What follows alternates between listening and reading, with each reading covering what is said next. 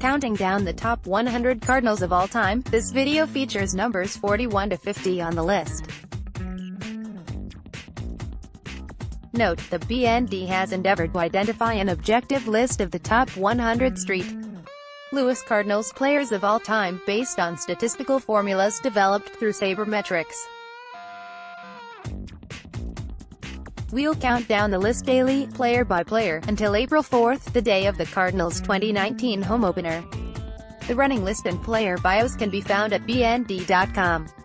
Number 40, Chris Carpenter by a vote of St. Louis baseball fans. Right-handed Bulldog Chris Carpenter joined Joe Torre, Terry Moore and former owner Sam Breton in the Cardinals Hall of Fame induction class of 2016. His 2005 Cy Young Award, 95 regular season wins and franchise record 10 postseason victories certainly had a hand in his selection. So, too, did the following career distinction. Carpenter is one of only 2 players to be named the National League's Comeback Player of the Year twice. The Cardinals signed him as a free agent from the Toronto Blue Jays in 2002 and retained him through his retirement at the end of the 2013 season. But Carpenter lost the greater part of 4 years in that stretch with career-threatening injuries that required 3 surgeries on his elbow, 2 on his shoulder and another on a torn oblique. 3 times he rebounded with seasons better than the one prior to being injured. After taking all of the 2003 season to recover from the repair of the glenoid labrum in his throwing shoulder, Carpenter went 15-5 with a 3.46 ERA and led the Cardinals to the National League pennant. In 2007 and 2008, Tommy John surgery and more shoulder repairs restricted him to just 22 innings, but he returned in 2009 with a 17-4 record, an NL Best 2.24 ERA, and a second-place finish in NL Cy Young voting. Given back his 4 lost seasons, who knows what his career line would have been. The averages suggest he could have won 224 games. Still, Carpenter amassed 95 wins as a Cardinal and his .683 winning percentage is the highest all-time among St. Louis pitchers with 100 or more decisions. He mixed his signature cut fastball, which had an atypically sharp downward break, with a mid-90s four-seamer, sinker, changeup and 12-6 curveball. But Carpenter's most effective weapon on the mound was an attack dog mentality and singular focus that made him the most fierce competitor St. Louis had seen since Bob Gibson. At no point in his career was that ferocity more apparent than during the Cardinals' incredible late-season run toward their 11th World Series championship in 2011. St. Louis trailed Atlanta by 10.5 games for the National League wildcard spot with little more than a month left in the season, but won 23 of its final 32 games to complete the greatest comeback in history. Carpenter went 3-0 during the September stretch drive, including his complete game shutout of Houston on the regular season's final day. He allowed the Astros just 2 hits while striking out 11 to clinch the Cardinals' playoff spot. Then, in the decisive 5th game of the National League Division Series, fate pitted Carpenter against an old hunting pal from his days in Toronto, Philadelphia's 19-game winner, Roy Halladay. Shortstop Rafael Furcal led off the game with a triple off Halladay and scored on a double to Skip Shoemaker.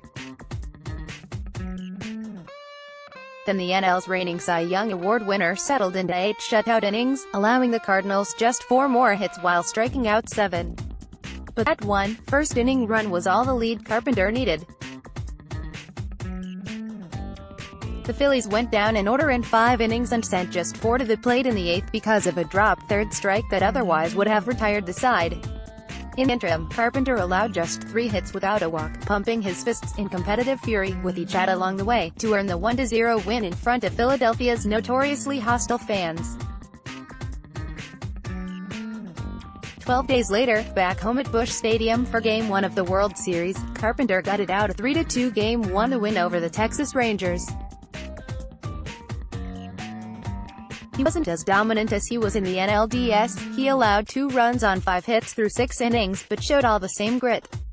In the first inning, Rangers shortstop Elvis Andrus chopped a pitch into no man's land between first base, second base and the pitcher's mound. Albert Pujols made the backhanded scoop, but gave Carpenter too much lead on an off-balanced throw to first. Carpenter dove for the ball and into a headfirst at the bag, which he tagged with his glove. His bare pitching hand narrowly avoided being stomped beneath Andrus' spikes. The effort set the Cardinals' tempo for the rest of the series, including Carpenter's championship-clinching Game 7 victory. Unless it's Don Larson's perfect game in 1956 or Bob Gibson's 17 strikeouts in '68, great postseason pitching performances don't tend to be remembered like walk-off home runs. See Ozzie Smith, NLCS Game 5, 1985, costly misplays, Curt Flood, World Series Game 7, 1968, or blown calls, Don Denkinger, World Series Game 6, 1985. But Carpenter was often spectacular when the games mattered most. In 18 postseason starts, all of them with the Cardinals, Carpenter went 10-4 with a 3.00 earned run average, and in 4 World Series starts was 3-0 with a 2.00 ERA. Elbow problems resurfaced to limit Carpenter to 3 starts in 2012 and force his retirement in 2013. Appropriately, his final win came in Game 3 of the 2012 Divisional Playoff Series against the Washington Nationals, a shutout. Seasons in St. Louis, 2002-2013, key stats 9544.683, 3.07 ERA with Cardinals, 3 X's, Cy Young, 05, Cardinals Hoff, 16, 27.7 WAR, top 100 score, 3.38 STL. Cardinals first pitcher Ernie Broglio is the 41st best player in the MLB baseball team's history. Ernie Broglio is best known as the pitcher Cy is traded to the Chicago Cubs for Hall of Famer Lou Brock. February 20, 2019, 5 a.m. February 20, 2019, 8:59 a.m. February 19, 2019, 5:30 a.m. February 18, 2019, 8:31 a.m. February 18, 2019, 12 a.m. February 17, 2019, 12 a.m.